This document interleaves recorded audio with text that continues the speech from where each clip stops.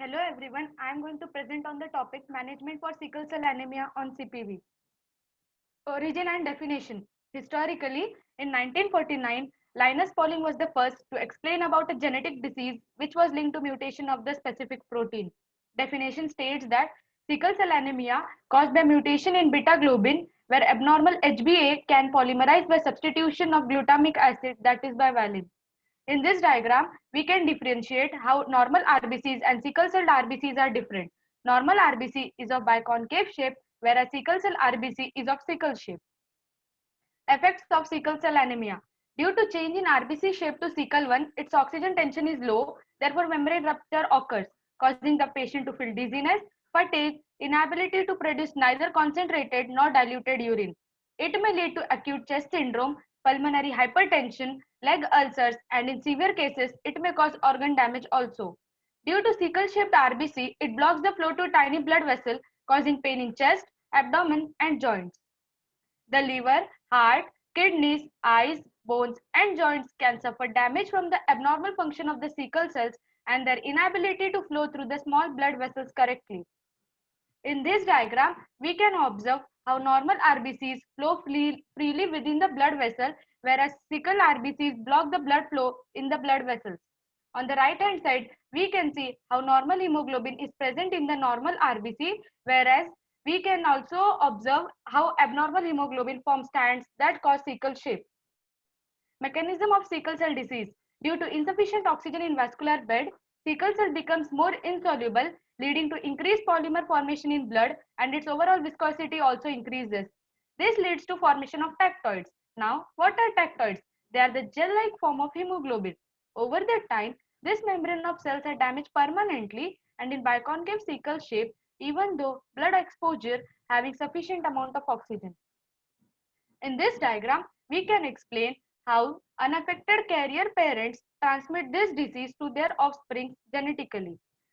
By doing crossing, we can observe that unaffected percentage is 25%, that is 1 in 4 chance, whereas affected is also 25%, that is 1 in 4 chance, whereas unaffected carrier is 2 in 4 chance, that is 50%. Preoperatively, in sickle cell disease, cardiopulmonary bypass may induce red cell sickling. Preoperative assessment must include careful review of the patient's known crisis triggers, baseline hematologic profile, usual transfusion requirements, pre-existing organ dysfunction, and opioid use. Selective blood transfusion based on the individual baseline parameters, procedure to be conducted, and anticipated blood loss should be considered. During CPB, there are few parameters that should be taken care of. They are fresh blood priming can be done, that is of less than 3 days. Maintain high PO2, that is of 300 mmHg. Good oxygen saturation of about 97% and above to avoid hypoxic state. Use of mechanical valves can be avoided. Hypothermia must be minimized, that is not less than 30 degrees Celsius. Prevent acidosis, that is by keeping high blood flow rates. Maintain good hemodynamic with high blood pressure of 65 to 90 mmHg range. Good pump occlusion should be maintained to avoid hemolysis. Studies have shown that ultrafiltration reduces SIRS and improves lung compliance, that is cough and muff. Thorough preoperative stabilization with respect to hemoglobin and initial exchange transfusion had proved an asset in such patients. Although there are no specific guidelines for sickle cell anemia, but literatures have been the gold standard to treat. Now, let's move on to a case study. This case was not held in my center, but after getting some information from the articles, I can share some reviews about the same. This patient is 11-year-old female child which was presented with a shortness of breath, jaundice and joint pain and was being affected with sickle cell anemia. Initial hemoglobin was 8 gram per deciliter and its assessment showed HbS to be 70.80% and HbA to be 30.60%.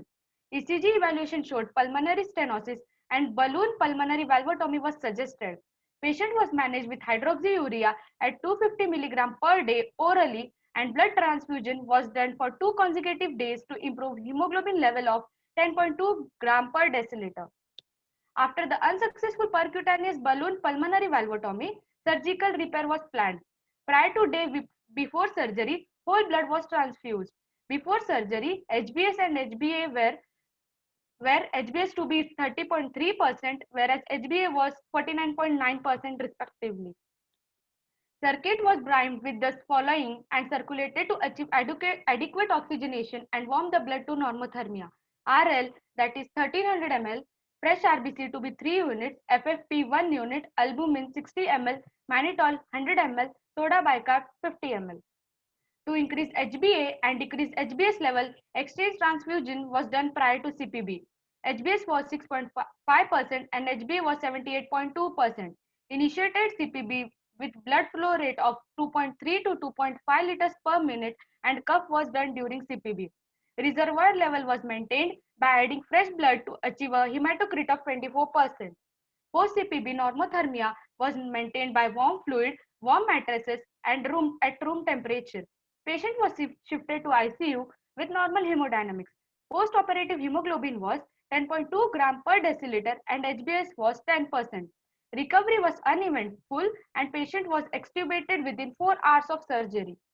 I would conclude by saying preoperative stabilization of the patient with initial blood transfusion, use of suitable crystalloid or colloidal priming solution, that is plasmolite A and cabilite during CPB, maintain a good oxygenation, warm cardioplegia delivery can be helpful, renal and neurological perfusion must be adequate, having a good blood gas parameters enable to have a safe CPB conduct in patients with sickle cell, post-operative close monitoring of all parameters.